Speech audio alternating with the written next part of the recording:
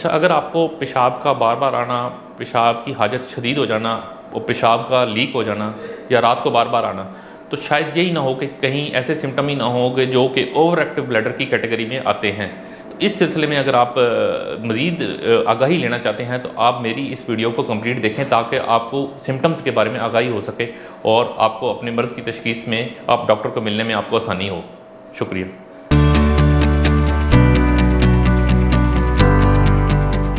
अस्सलाम वालेकुम।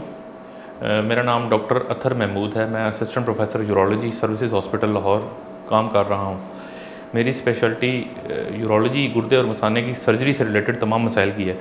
आज जिस इम्पॉर्टेंट मौजू पर मैं आपको मालूमात फ़राहम करना चाहूँगा वो है over active bladder. Over active bladder है क्या? सबसे पहले तो मैं इसके बारे में बताना चाहूँगा कि ओवर एक्टिव ब्लैडर है क्या। ओवर एक्टिव ब्लैडर मसाने के उस तरह के सिम्टम्स को कहते हैं जिसमें पेशाब का बार बार आना, जाते हुए पेशाब की हाजत शदीद हो जाना और रात को बार बार आना। ये तीन किस्म की अलामात जिनको इंग्लिश में फ्रीक्वेंसी, अर्जेंसी एंड नॉक्चुरिया कहा जाता है, जिसमें तो इसकी सिम्टम्स को ओवर एक्टिव ब्लैडर कहा जाता है कि patient is having symptoms of over active bladder. फिर इसकी मुख्तलिफ़ किस्म की वजूहात हैं।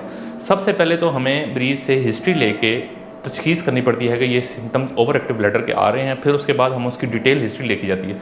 इसमें ये ज़्यादातर कॉमन ओवर एक्टिव ब्लैडर का प्रॉब्लम फ़ीमेल्स में देखा गया है, जिसमें यंग एज फीमेल से लेकर मिडल एज तक जाता है। इसमें पेशेंट को सबसे ज़्यादा कॉमन कंप्लेंट होती है कि जी डॉक्टर साहब, मुझे पेशाब की हाजत बहुत शदीद हो जाती है। जाते जाते वॉशरूम जाते जाते मेरा पेशाब इस तरह होता है कि जस्ट निकल ही रहा होगा, कुछ ना कुछ निकलने की हाजत होती है, तो बड़े मुश्किल से मुझे कंट्रोल करना पड़ता है। और इसके सीवियर केसेस में ऐसा होता है कि जिसमें पेशेंट यूरिन वॉशरूम जाते जाते तक, कभी कभार ऐसा भी होता है कि वॉशरूम जाते जाते पेशाब सारा लीक हो जाता है। तो ये जो फ्रीक्वेंसी, अर्जेंसी, नॉक्चुरिया, ये ओवर एक्टिव ब्लैडर में आती हैं। अगर कोई फीमेल या कोई इस एज, मिडिल एज में फ़ीमेल कंप्लेंट करे कि मुझे ये अलामात हैं, तो उससे डिटेल हिस्ट्री ली जाती है। डिटेल हिस्ट्री में हमें रूल आउट करना है कि क्या ये इन्फेक्शन की वजह से तो नहीं है, क्या इसके अंदर कोई ऐसा एलिमेंट तो नहीं है कि जिसकी वजह से, जिसमें कोई बाकी डिजीज़, ट्यूबरक्लोसिस है, इंटरस्टिशियल सिस्टाइटिस है, ये जो बीमारियाँ हैं इनको सारा रूल आउट करना पड़ता है हिस्ट्री लेके कम्प्लीटली। या कोई पेशेंट को पहले को कैंसर का ट्रीटमेंट या कोई ऐसा ट्रीटमेंट तो नहीं चल रहा मसाने के कैंसर का जिसको रेडिएशन से स्टेटस भी हो जाता है। तो ये सारी जो वजूहात हैं ये प्रेजेंट कर जाती हैं ओवर एक्टिव ब्लैडर के साथ। हाँ, अगर कोई वजूहात ना मिल रही हों तो उसको लेबल किया जाता है कि patient is having over active bladder. तो इसकी हिस्ट्री और एग्जामिनेशन की बेस पे हम रूल आउट करते हैं। एग्जामिनेशन में क्या क्या चीज़ें इंपॉर्टेंट हैं उसमें हमें देखना पड़ता है कि कोई ऐसा इसको मसला तो नहीं है कि जो कि गायनेकोलॉजिकल इशूज़ तो नहीं है जिसकी वजह से मिडिल एज फीमेल में 50+ के अंदर कोई यूट्रोविजाइनल प्रोलैप्स या कोई ऐसी चीज़ तो नहीं है कि जिसके अंदर इसके सिम्टम्स साथ साथ आ रहे हैं।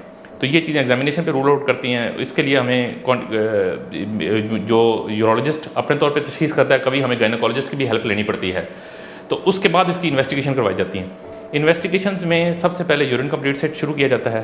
फिर यूरिन को इन्फेक्शन के लिए यूरिन कल्चर देखा जाता है, अल्ट्रासाउंड कराया जाता है। अल्ट्रासाउंड में देखा जाता है कि रेजिडुअल यूरिन कितना है। अल्ट्रासाउंड में बहुत इंपॉर्टेंट चीज़ है जो अक्सर अल्ट्रासाउंड सोनोलॉजिस्ट मिस करते हैं, और आजकल ये भी कॉमन ट्रेंड है कि पेशेंट्स खुद ब खुद नेट से इन्फॉर्मेशन लेके डायरेक्ट इन्वेस्टिगेशन कराने चले जाते हैं, जिसके उतने पेशेंट टाइम अपने बचाने की कोशिश करता है, लेकिन उसके नुकसान भी हैं कि अनड्यू इन्वेस्टिगेशन हो जाती हैं, उसमें पेशेंट के अखराजात उतने ही खर्च हो जाते हैं। तो इसलिए पहले डॉक्टर से कंसल्ट करना चाहिए और उसके बाद इन्वेस्टिगेशन की तरफ जाना चाहिए।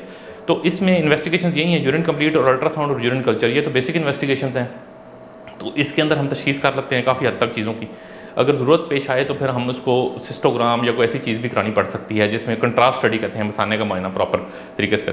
तो ट्रीटमेंट के अंदर जो अगर फीमेल्स में देखा जाए, जो मैं पहले बयान कर रहा हूँ सारा, तो उसमें सबसे पहले मेडिकल थेरेपी के ऊपर जाया जाता है। मेडिकल थेरेपी में एंटीकोलिनर्जिक्स दिए जाते हैं, जिसमें मुख्तलिफ़ किस्म की दवाइयाँ हैं जो कि मिनिमल डोज से शुरू की जाती है, दूसरी डोज भी ऐड की जाती है, फिर सेकंड क्लास मेडिसिन हैं कुछ, वो उसमें ऐड की जाती हैं। तो इसका ज़्यादातर 70-75% इलाज मेडिकली किया जाता है, और साथ पेशेंट्स को खिंचाव एक्सरसाइजेज जो फिजियोथेरेपिस्ट की भी हेल्प ली जाती है या खुद बता दिया जाता है, गाइड किया जाता है कि ये एक्सरसाइज करनी है, पेल्विक फ्लोर एक्सरसाइजेज कि जिसकी वजह से ये चीज़ें, इस सिम्टम्स के ऊपर कंट्रोल किया जा सकता है। एक और चीज़ मैं बताना चाहूँगा इस सिलसिले में कि जो मिडिल एज फीमेल्स हैं उनमें ओवर एक्टिव ब्लैडर की अक्सर वजूहात पेल्विक फ्लोर वीकनेस होती है। पेल्विक फ्लोर वीकनेस में ये होता है कि मल्टी ग्रेविडा फीमेल्स होती हैं जिनके बच्चे 5-4 उससे ज़ायद होते हैं, नॉर्मल डिलीवरीज़ की ज़्यादा हिस्ट्री होती है, तो उसमें ज़्यादा डिलीवरीज़ के बाद पेल्विक फ्लोर वीकनेस हो जाती होती है। पेल्विक फ्लोर वीकनेस की वजह से वो जो पेल्विस अपना स्टेबल नहीं होता, जिसकी वजह से वो ओवर एक्टिव ब्लैडर के सिम्टम्स आते हैं। तो इसकी और कंफ्यूजिंग जो डिफरेंशियल डायग्नोसिस में बनता है वो स्ट्रेस इनकॉन्टिनेंस भी है, जिसमें मरीज़ को खांसी करके जो पेशाब की हाजत, जो खांसी करते हैं तो कुछ कतरे लीक हो जाते हैं या पेशाब ज़्यादा लीक हो जाए, उसको स्ट्रेस इनकॉन्टिनेंस कहते हैं। तो दोनों चीज़ों का इलाज मुख्तलिफ है। पेशेंट्स को पहले डायग्नोज किया जाता है इन सारी इन्वेस्टिगेशंस की वजह से, फिर उसके बाद ट्रीटमेंट की तरफ जाते हैं। फिर ट्रीटमेंट में मेडिकल थेरेपी है, मेडिकल थेरेपी में एक मेडिसिन है, फिर दूसरी है, फिर तीसरी, इस तरह मल्टीपल मेडिसिन आजमाई जाती हैं। अगर फिर भी आराम ना आ रहा हो तो फिर हम सर्जिकली जाते हैं, जिसमें सिस्टोस्कोपी करके मसाने का मुआयना किया जाता है, मसाने की बायोप्सी ली जाती है और इस तरह करके हम सर्जरी की तरफ उसके बाद डिसीजन लेते हैं।